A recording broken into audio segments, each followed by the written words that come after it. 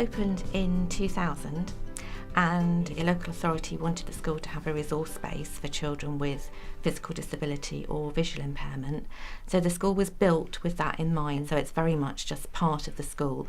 And the specialist provision is really the extra staffing and the specialist staff who support those children in class. At the very beginning, we talked about what they wanted for their school. And one of the things that came out that was really, really important to everyone was around equal opportunities and everybody having the right to a decent education. It wasn't about including children and just being the resource-based children. It was about including every single child and thinking about what every child in this school needed so that they had the best opportunities to achieve and succeed in the wider aspects of school life, not just academically.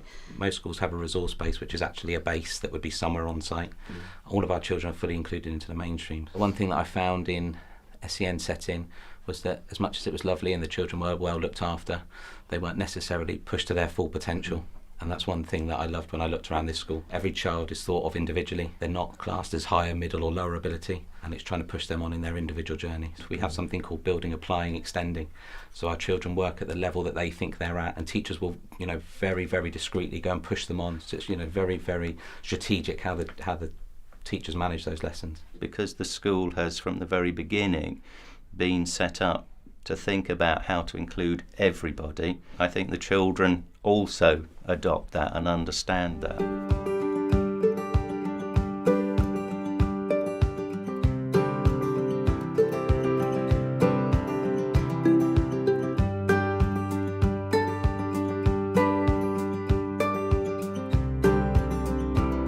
The support Matthew has in class is that he has a teaching assistant who adapts whatever the other children are doing to suit Matthew. So he uses an app on the iPad to write his sentences, which are then printed out, so that there's some way of getting what's in Matthew's head out, so that he can be assessed like the other children, or he can express himself. We normally try to plan a meeting in the early part of the week with the teacher, the inclusion teacher also, any relevant TAs in the class, because it's not just resource-based TAs, there'll be SEN TAs. We all come together, we read over the plans, and then we make suggestions as how we might modify the lessons that are coming up to suit the child that we're working with. It brings the subject to life for a start. It gives the teacher an insight into what we're hoping to achieve with the children and also what she wants from the children. I think it's a really supportive place to work, and I think that inclusion doesn't just apply to the children. I think it's the whole staff as well, in that it's very supportive and people look out for each other, people problem solve together. As a governing body, we view inclusion as a very high priority. Whichever issue that we're discussing as a body, the inclusion element is very high on our priority list, and we look at that first.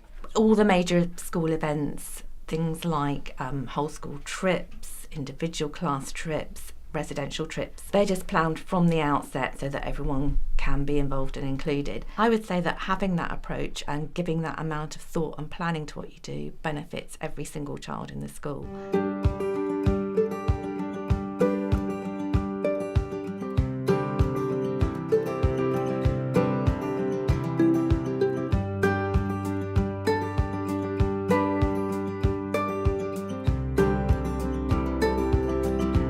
The buddy system that they have at the school is my personal favourite element of the school. It works fantastically, and each of those children and his class collectively, they know that there is a difference, but there is no issue with that difference. Ralphie's doing exceptionally well at this school, and I think for his buddies as well, it helps them. They're gaining all sorts of responsibilities. So I think the buddy system, I'm an absolute champion for. It's fantastic. So they'll volunteer to be the buddy, have that little bit of training, just to understand, again, it's how much to do, when to step back. They can be a buddy and a learning partner, so every child will have a learning partner in different curriculum areas. When I'm a buddy with Joe, the best part is when he shares his jokes with me, and now we're becoming really good friends because I didn't know Joe very well, but now, because I'm his buddy, I get to know him a bit better, so I'm getting to know his personality and what he likes now a bit better.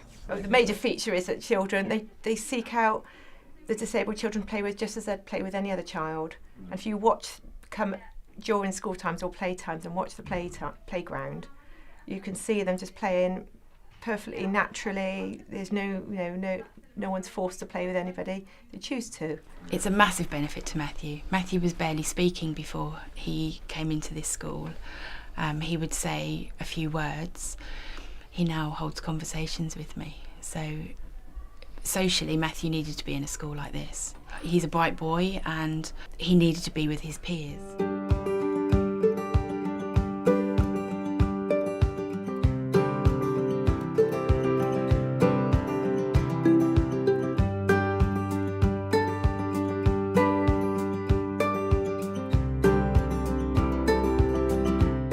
The best thing about the school is how everybody's included in everything and how the buddy system works. Maths, literacy, time, go work. I think about the school is like a place for people to work. The best thing about our school is that all the same people like Joe and Olivia and Matthew are included in our games. All around the school and the playground, disabled children can get to everywhere.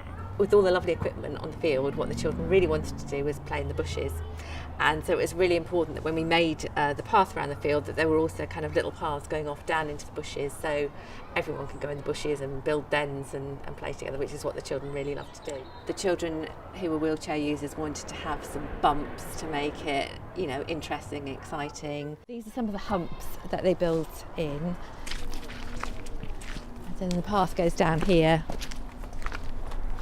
into the bushes, and then you can see the children can make dens to the stage area, and then in the middle here we've got the fire pit, then this kind of multi-sensory area where we've got the mirrors and the musical instruments. So it means that everyone can play together and do the things that all the children enjoy doing most, which is the kind of free play, the outside in the real environment. So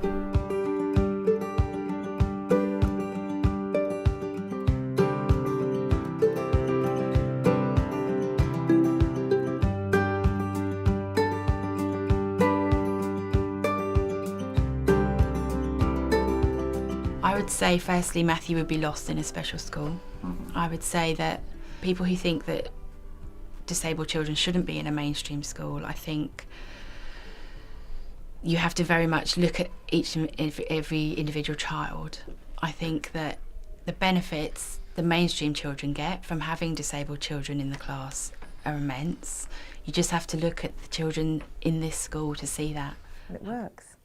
And I think not only that, the most important thing, again, having one child is disabled and one that's not, is that it's not just the disabled children that benefit. The benefits on the other children, their empathy and their social awareness is amazing. If you want society to be made up of people of different skills and different abilities, and for everybody to see everybody as people rather than see their disability first, then you need to start it from very early age. You need the school to reflect how you want society to be when you get out in the real world, and I hope that our school does that. If there wasn't any disabled children in the school, it wouldn't be a different school. It would just be the same as most other schools, but I like the school if it's a bit different. If this was the only school, then nobody would really know about disabled people. I think the ethos of valuing every child and educating the whole child and not just thinking about academic attainment but every aspect of a child's achievement, again, I think that benefits every single child. Personally, I can't see any disadvantages to it. I think all schools should be more inclusive, though. I think that's the way it should be going.